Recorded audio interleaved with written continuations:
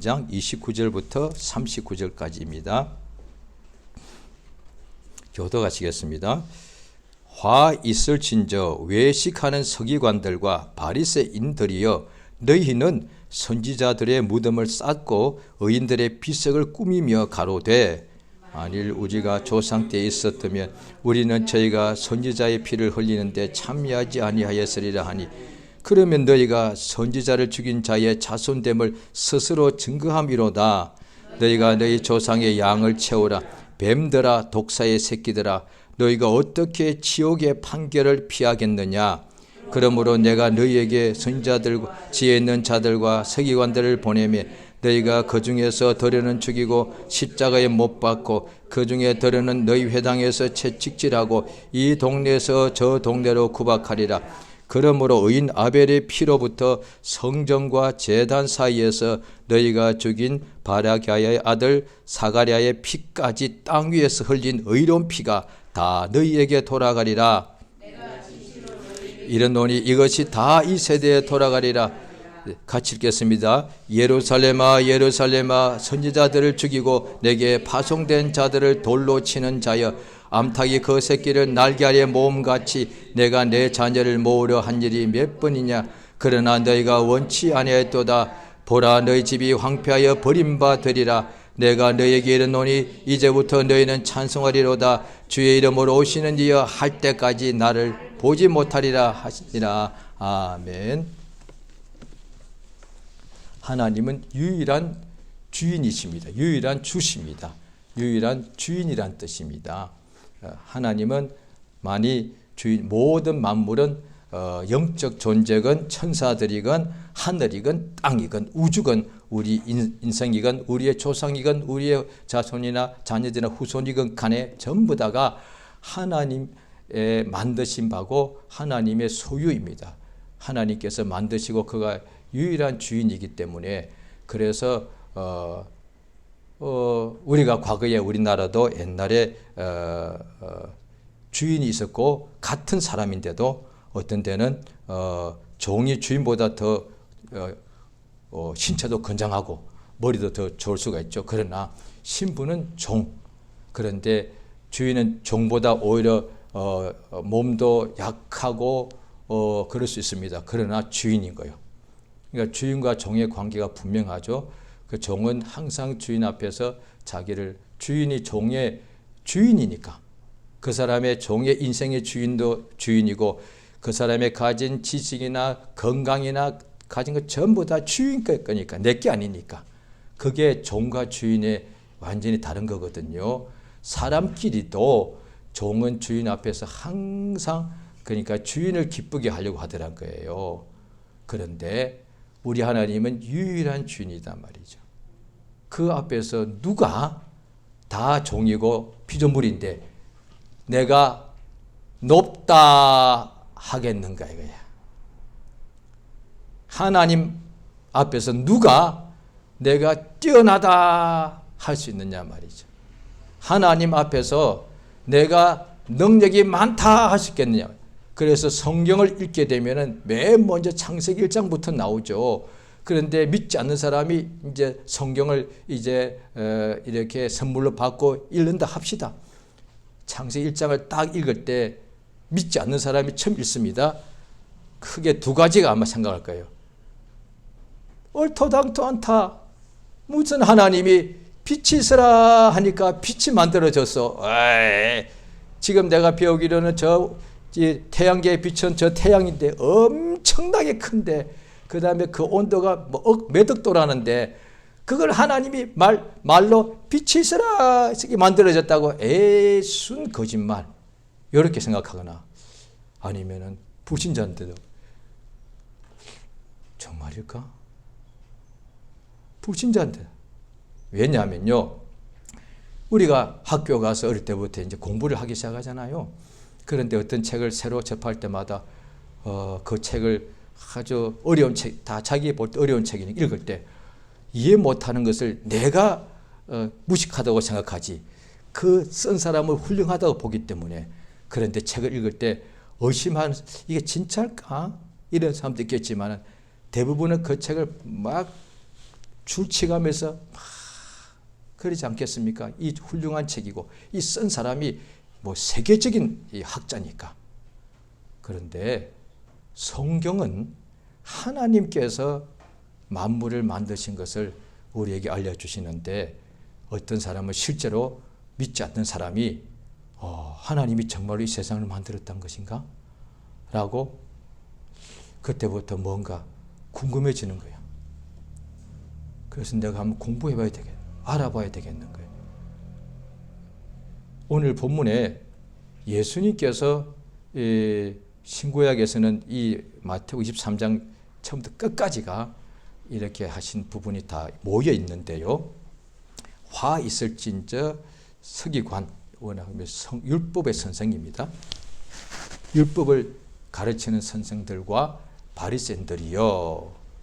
그러면 예수께서 그렇게 말씀하시다가 오늘 본문에서는 그들 보고 지옥 간다고 말씀하십니다.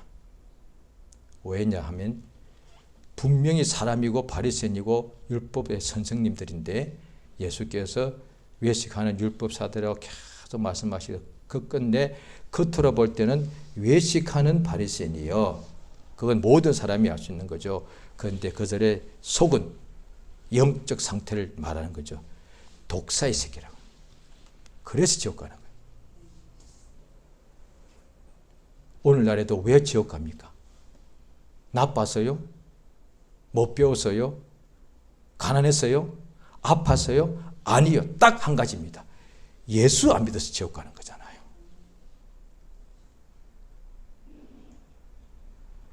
반대로 천국 가는 사람은 무슨 능력으로 천국 갑니까? 자기가 무슨 선한 일을 많이 했나요? 다른 종교에서는 선한 일을 많이 하라고 합니다. 착한 일을 많이. 종교들은 하나같이 그렇습니다. 종교들은 하나같이 내세에 대해서 저성이 있다고 말해주는 거예요. 그래서 그게 종교가 하는 일이거든요. 그래서 무종교를 가진 사람들은 종교인들 보고서 참 어리석게 봅니다. 왜냐하니 죽으면 끝인데 뭐 죽고 난 후에 저 세상이 있다는 말인가? 저성이 어디 있냐? 그래서 우리나라도 옛날부터 한자말 때 명복, 그게 뭐냐니 저성의 복을 받으라는 뜻이거든요. 그게 명복이 뭐냐니 명복을 빕니다. 그리고 여기도 막 까만 리본을 붙이잖아요. 명복을 빕니다. 그 다음에 크게 꽃 화분에도 꽃다발에도 명복을 빕니다. 이렇게 하는 명복이 뭐냐니 명자가 한자말인데 저성이라는 뜻입니다. 이 세상에서도 복을 항상 원했던 우리 한국 사람들은 저성 가서도 복 받아라 이거야.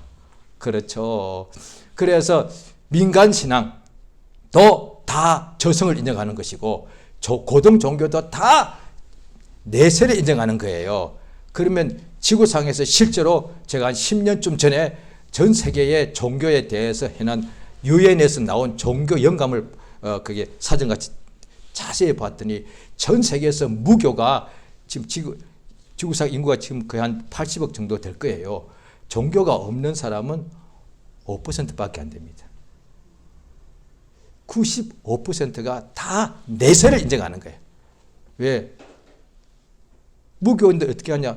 거기 어디서 죽어봐야 알지. 그렇지. 그런데 너는 아직도 살아있으면서 없다고 어떻게 말할 수 있냐? 아니, 저 세상이 없다고 넌 어떻게 그렇게 확실하게 말할 수 있냐? 너도 안 죽어봤지 않니? 차라리 좀 겸손하면 이렇게 말해야 됩니다. 나 무교요. 나 왜냐니 나는 뭐 불교고 뭐 이슬람이고 기독교 다 보니까 싫더라고. 나는 무교요. 그런데 저성은 천국과 지옥은 모르겠어. 내가 죽어봐야 알지 않겠어? 이래 정상이잖아요. 그런데 없어! 다 가짜야! 이게 교만한 거거든요. 오늘 본문의 형태가 딱 그 형태예요. 그러니까 오늘 본문에 이 바리새인들과 이 율법사들이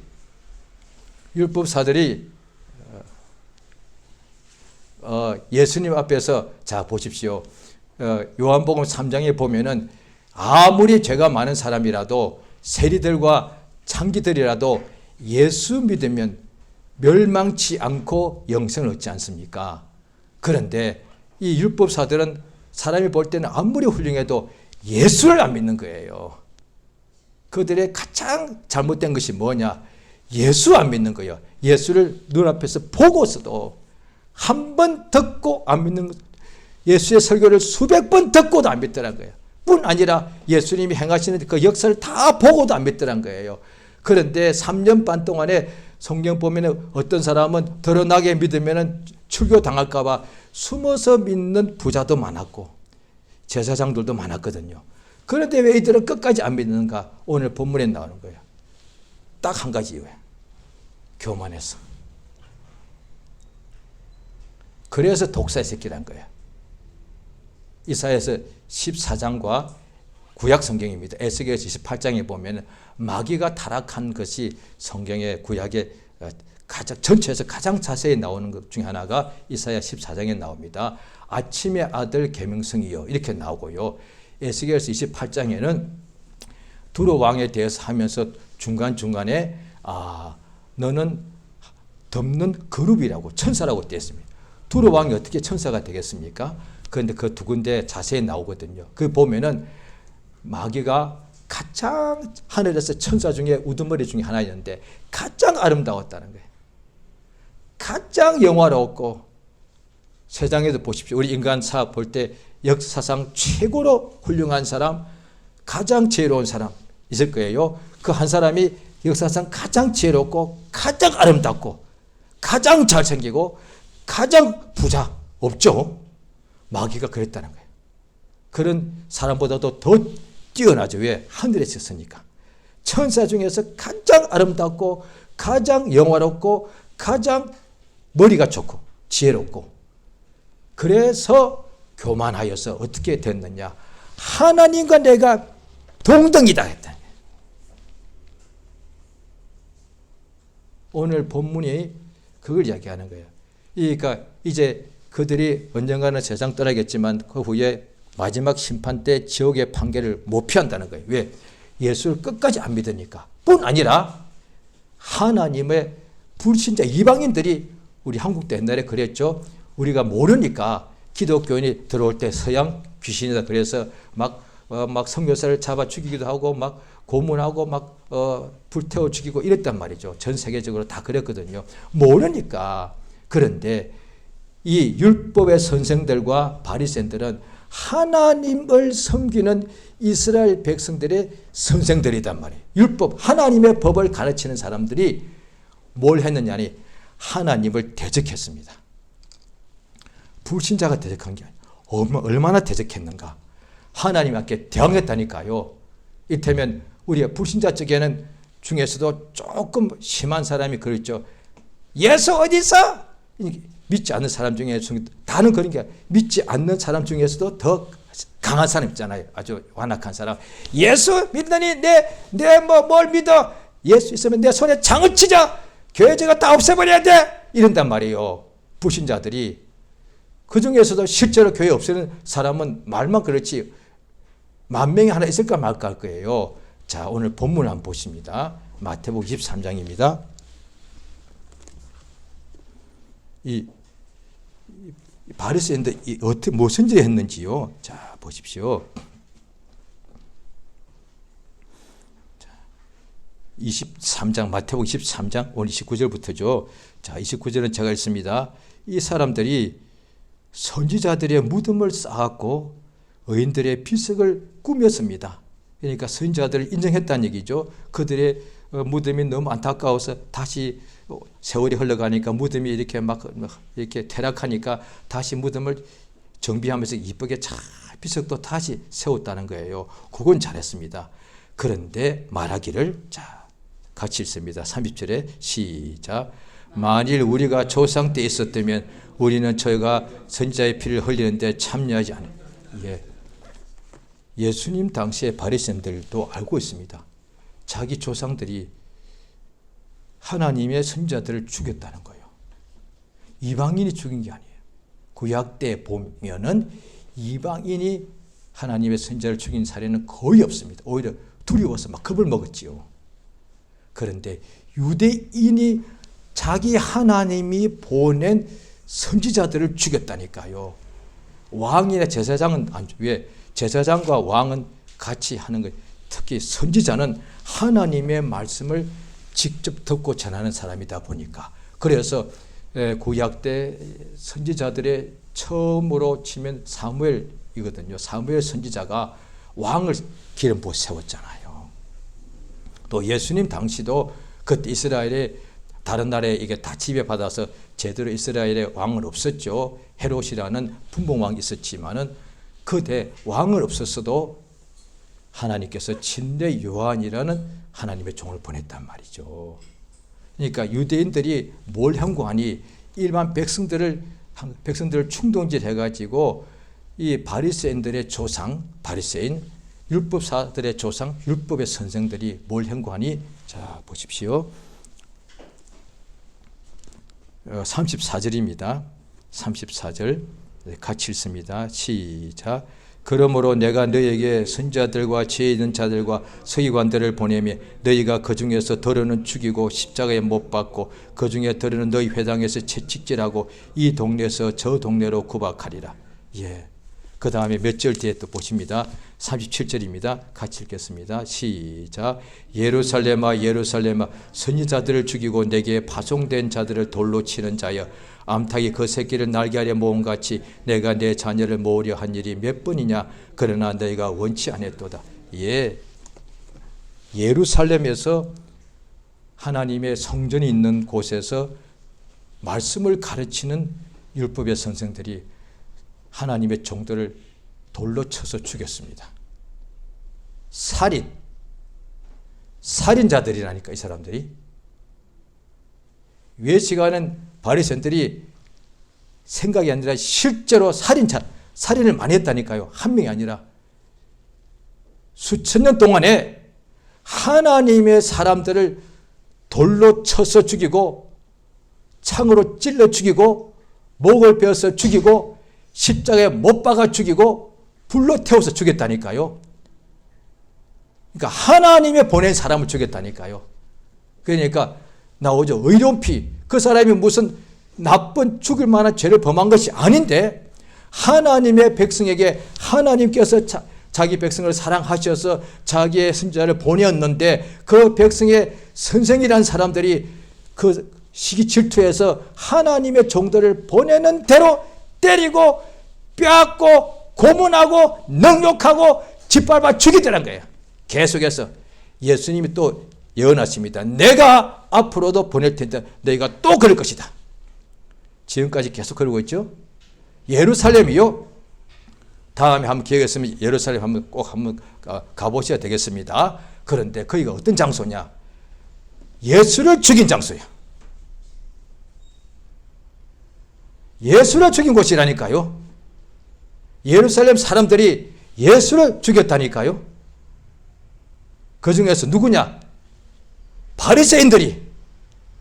이들이 하나님을 대적하고 하나님의 보내신 아들을 메시아를 죽는데 그들이 적극적으로 가담하고 그들이 모의를 하고 했다니까요. 백성들은 그걸 두려워서 하기 싫어했는데 백성들을 대해서 충동질해서 십자가에 못 박아라 없이하라 이랬다니까요. 당연히 지옥 가야지.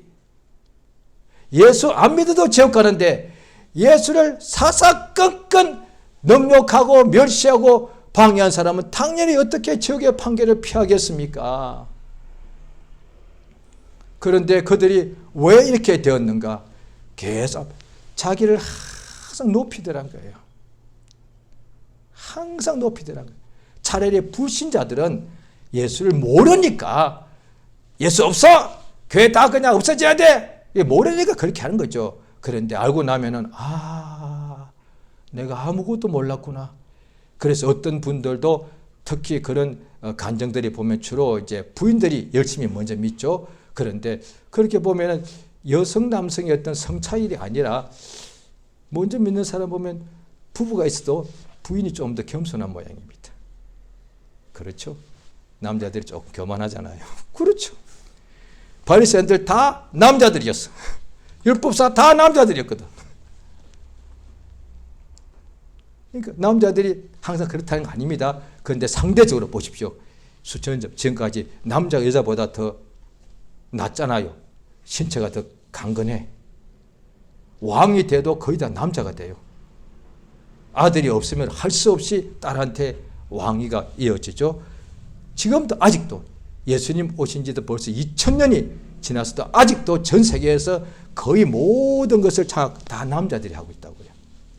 세상이나 정치나 사회나 교회나 간에 요즘 와서 조금 여자 수상 대통령이 나옵니다만 아직은 다 남자들 세상이란 말이죠. 그러니까 부인이 먼저 믿고 남편을 교회로 같이 가자 막 사정해서 교회 나갑니다. 그런데 남편이 부인 때문에 예배는 앉아 있는데 보니까 설교가 안 들리거든. 왜? 듣기 싫거든요. 왜? 저 속으로 저 엉터리 같이 생각되니까. 그래서 어떤 분이 부인 따라서 몇 년을 교회 다니다가 이제 더 이상 자기 생각 이러면 이건 외식이다. 이 가짜다. 나 앞으로 이제 교회 안 나가야 되겠다. 그랬다는 거죠. 이게 엉터리니까. 이거 다 가짜니까. 그런데 이제 부인이 부탁해서 이제 어디에 기도원 가서 마지막으로 한번 기도를 좀 하자. 이렇게 된 거예요. 좋다. 그래서 남편이 기도원에 가서, 금식 기도원에 가서 이제 마지막 가서 내가 부인 부탁에 해보고 참석 끝내고 그 다음에도 내가 뭔가 변화가 없으면 나 앞으로 교회 안 나간다. 이렇게 됐겠죠. 뭐 그분 남자분이고 또 뭐 사회적으로 뭐 웬만한 성공하면 지위가 있고 그렇죠. 그러니까 참 여러 가지 아내를 사랑해서 가정 평화를 위해서 교회를 나가주지만은 예수 이게 교회 가서 예배 드릴 때 설교 들어도 이게 안 들려오는 거죠. 자, 이제 그분이 그러다가 이틀째인가 사흘째인가 이제 설교 아무리 들어도 은혜가 안 돼서 이제 집에 가려고 그러다가 마지막으로 기도를 했다는 거예요. 하나님 진짜 살아 있습니까? 정말 살아 있냐고. 있으면 좀 한번 나한테 좀 한번 보여주시라고 이랬다는 거예요. 저 이거 비슷한 간증 옛날에도 여러 번 들었습니다. 각각 다른 사람이에요. 그런데 눈 감고 기도하고 있는데 갑자기 뭔가 자기는 그런 적 없으니까 갑자기 뭔가 눈 감고 있는데 뭐 환상 같은 게 보이더라는 거예요. 그러니까 점점 이렇게 뚜렷하게 보이죠. 처음에는 희미하다가 점점 뚜렷하게 보이고 그럴 수가 있거든요. 뚜렷하게 봤더니 십자가가 눈에 보이더란 거예요. 바로 자기 앞에 십자가가 있더란 거예요. 눈 감고 지금 기도 중입니다. 환상입니다. 그런데 갑자기 그 십자가에서 바로 자기 앞에 있는 십자가인데 십자가 이게 생겼잖아요. 요 밑에 자기가 무릎 꿇고 자기 앞에 피가 십자가에서 쫙 흘러서 자기 앞에 피가 흔히 고이더라고요. 환상 중에.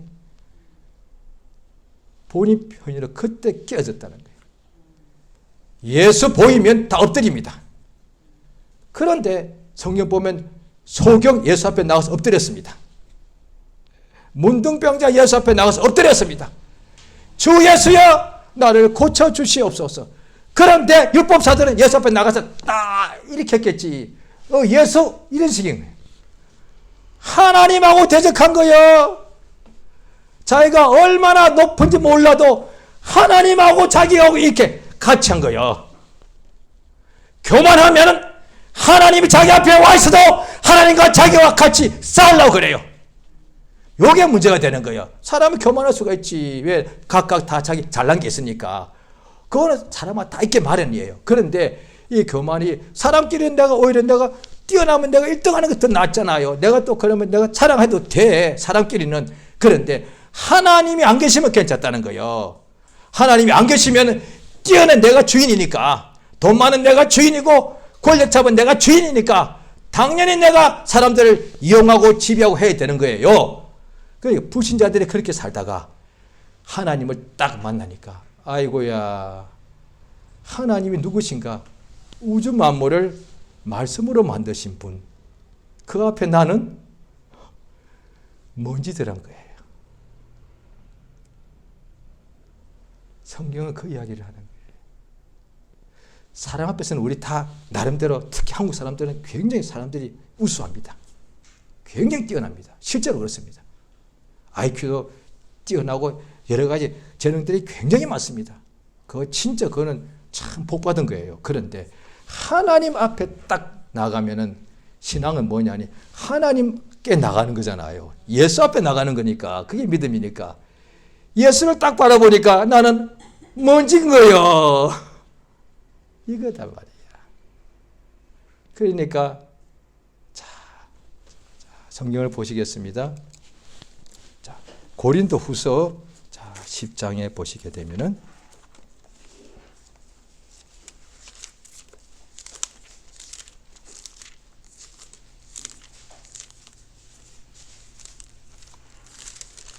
고린도후서 신약 성경 296페이지입니다. 고린도후서 10장 5절 한 절, 4절은 제가 읽을게요. 우리의 싸우는 병기는 육체에 속한 것이 아니요 오직 하나님 앞에서 견고한 진을 파하는 강력이라. 5절 같이 있습니다. 모든 이론을 파하며 하나님 아는 것을 대적하여 높아진 것을 다 파하고 모든 생각을 사로잡아 그리스도에게 복종케 하니. 이겁니다. 우리 하나님께서 말씀을 보내서 사람도 인간의 말도 그게 이론이고 그게 사상이거든요. 하나님의 말씀이 그 인간의 이론과 사상을 부숴버려야 돼요. 그렇지 않으면 인간의 모든 이론은 하나님과 맞서는 거니까. 하나님 없어! 심지어 오늘날의 기독교 신학자 중에 뭐 많지는 않겠습니다만 어떤 신학자가 실제로 자기 책에 썼으니까 이제 그 책을 못 지우니까 다 보면 저도 보고 읽었습니다. 성경에 나오는 예수가 하신 이적, 물 위로 걸었다, 풍랑을 잠잠케 했다, 죽은 자를 살렸다. 요거는 신화라는 거예요. 신화. 지어냈다는 거예요. 성경책에. 무슨 소리를 그렇게 해. 자기의 머리가 자기 똑똑한 거지. 내가 볼 때 이 과학적으로 이는 말이 안 돼. 어떻게 물 위로 걸어? 불신자는 그렇게 생각해. 그런데 어떻게 신자가 그렇게 생각하냐 말이지. 하나님이 전능자인데 하나님이 못하실 게 뭐가 있냐 그죠. 그러니까 예수의 모친 마리아도 하나님의 천사가 와서 잉태한다고 하니까 처음에 그 믿음이 좋은 사람도 내가 남자를 모르는데 어떻게 잉태합니까? 할 때 천사가 말해주는 거지. 하나님의 지극히 높으신 게 능력이 너를 덮으면 된다는 거예요. 그렇죠. 그 말 듣고 믿었다는 거예요. 믿으니까 천사가 말해주기를 믿은 여자가 복이 있다. 그러니까 인간의 왜 자기 생각이 이렇게 자기 이론이 있어가지고 내 생각에는 구약 때도 나오잖아요. 나아만이라는 장군이 문둥병자는데 이제 문둥병 고치러 왔는데 옷을 벗고 요단 강물에 7번 들어가 씻으라 하니까 내 생각에는 내가 그 나라의 강한 나라의 이인자니까 제가 와서 내 몸에다가 손을 얹고 안수할 줄 알았는데 이 쬐끄만 도랑 같은 가보시면 물이 많을 때는 요단강이 강인데요. 물이 없을 때는 진짜 요만한 도랑입니다. 한 2m밖에 안 돼요. 물폭이요. 강은 넓은데 물은 요만큼 흘러갑니다. 진짜 도랑이거든요. 요런데 나보고 들어가라고? 내 생각에는 하나님의 종이라는 사람이 내가 오면 이 높은 사람이 오니까 어이구 장군님하고 이렇게 올 줄 알았던 거야. 얼굴도 안 보여주고 종을 시켜서 강물에 7번 들어가라고 해라 하니까 기분이 얼마나 나빠요. 직접 오지도 않고 밑에 있는 신부름꾼을 시켜가지고 이 힘이 센 장군 나보고 강물에 들어가서 씻고 가래.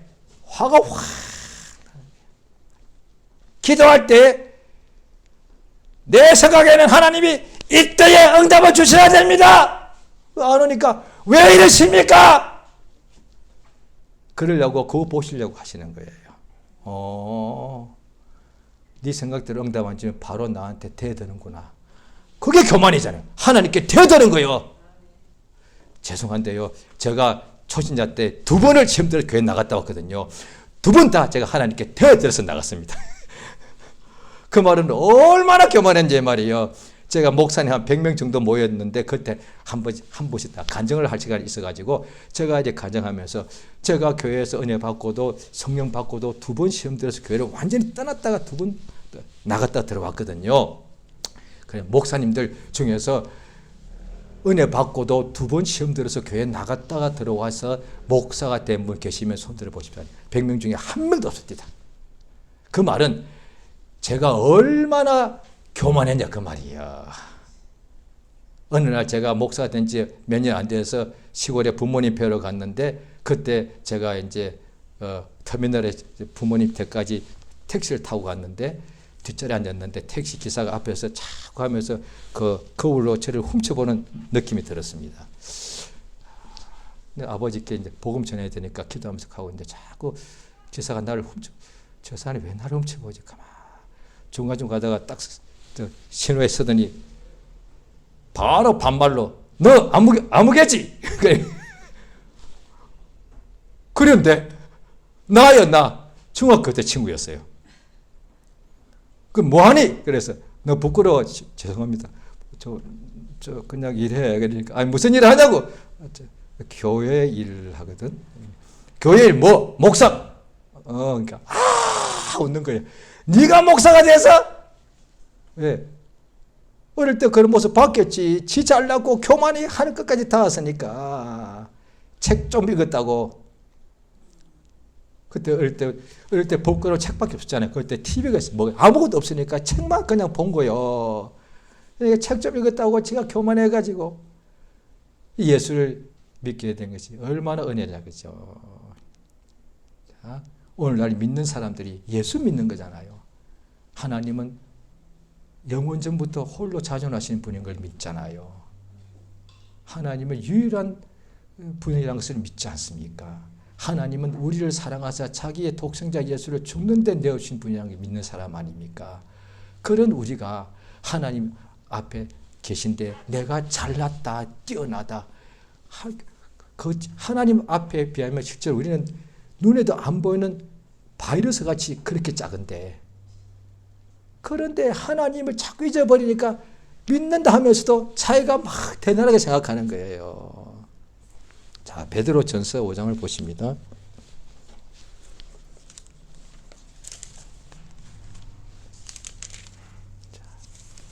신약성경 베드로전서 5장 383페이지입니다. 신약성경 383페이지. 자, 베드로전서 5장입니다.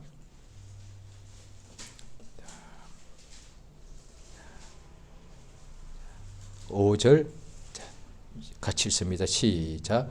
젊은 자들아 이와 같이 장로들에게 순복하고 다 서로 겸손으로 허리를 동이라.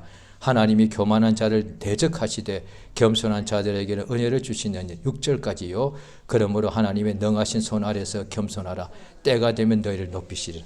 이 5절이 그대로 예수님께서 율법사와 서기관들 보고 독사의 새끼들아 그랬습니다. 하나님이 교만한 자를 대적하십니다. 없애지 않았습니다. 예수님. 너희들 반드시 지옥에 판결받는다. 또 다른 데서는 예루살렘아, 가버나움아, 베세다야, 하늘에까지 높아지겠느냐? 가버나움아, 음부에까지 낮아지리라. 미리 말씀하시는 거예요. 그러니까 오늘 우리가 예수님 말씀하신 그때 하나님의 능하신 손 아래서 겸손한 거예요. 세상 종교들도 겸손을 말합니다. 그런데 그 하나님을 잘 모르고 하는 소리고요. 겸손 자체가 인간의 좋은 성품이라고 보고서 말하는 것이고요. 우리는 그게 아니라 하나님이 계시니까 당연히 그 앞에 겸손하고 자기를 하나님 앞에 가면 자기를 낮춘다고 되어 있다는 거예요. 그래서 성경의 신구약에 보면은 하나님께 나아가면 정말로 자기가 아무것도 아닌 것을 깨달을수록 예수님이 겟세마네 동산에서 밤새도록 하신 것처럼 얼굴을 땅에 대고 통곡합니다. 엘리야가 한 것처럼 산꼭대기에서 흙바닥 위에 무릎을 꿇고 무릎 사이에 자기 얼굴을 확 숙이고서 하나님이여 하나님이여 나를 응답해달라고. 하나님을 아는 사람만이 겸손합니다. 나머지는 그 불가능입니다. 겉에 겸손한 척 보이도 속에서는 엄청나게 교만합니다. 하나님을 아는 사람만이 겸손합니다. 하나님을 알아갈수록 겸손해집니다. 예수께 나아갈수록 겸손해집니다. 그런데 오래돼서 교만해졌다는 것은 처음에는 예수 앞에 항상 나가다가 이제는 예수 앞에 안 나간다는 뜻이에요. 오래돼서 교만한 게 아니에요. 장로, 집사, 목사 되면 교만해진 게 아니에요. 요즘 하나님 앞에 안 나간다는 뜻이에요. 하나님께 나가면 자기가 아무것도 아닌 걸 아는데 태양 앞에 촛불이 무슨 그게 빛입니까? 정오의 태양 앞에 촛불이 그것도 빛이라고 할 수 있냔 말이지. 그보다 더 큰 하나님 앞에 나가면은 자기가 작고 그래서 성경 말씀에 보면 고린도전서 1장에서 보면 하나님의 택하심을 보라. 천하고 비천하고 약하고 미련한 자들을 택하지 않으셨느냐. 하나님께 나 엎드려서 뭐 하느냐. 자기 비하한다는 뜻이 아니에요. 자기 비하와 겸손은 다른 겁니다. 엎드려서 오직 하나님만 의지하는 거야. 능력도 주님께 있고 영광도 주님께 있고 주님께서 이렇게 기도를 하시지 않습니까? 나라도 권세도 영광도 아버지께 있나이다. 영원히 내게 있는 것이 아니라. 그러니까 하나님께 나아갈수록 그가 영광의 하나님이고 그가 생명의 주인이시고 그가 모든 지혜와 부를 내게 다 주시는 분이신지라. 그래서 하나님께 나아가 엎드려서 그를 찬송하고 경배합니다. 그것이 예배입니다. 이 시간 기도하십니다. 성령으로 우리 마음을 감동하셔서 성령 우리 육체의 소욕은 자꾸 하나님의 일을 거스리니까 성령 우리 마음을 감동하셔서 육체의 생각을 거스려서 참으로 예수 앞에 더 가까이 나가서 하나님께 영광을 하나님만 높이고 우리 자신은 주 앞에서 항상 자기를 낮춰서 은혜를 충만히 주시는 역사가 우리 평생에 충만케 해달라고 예수 이름 한 번 부르고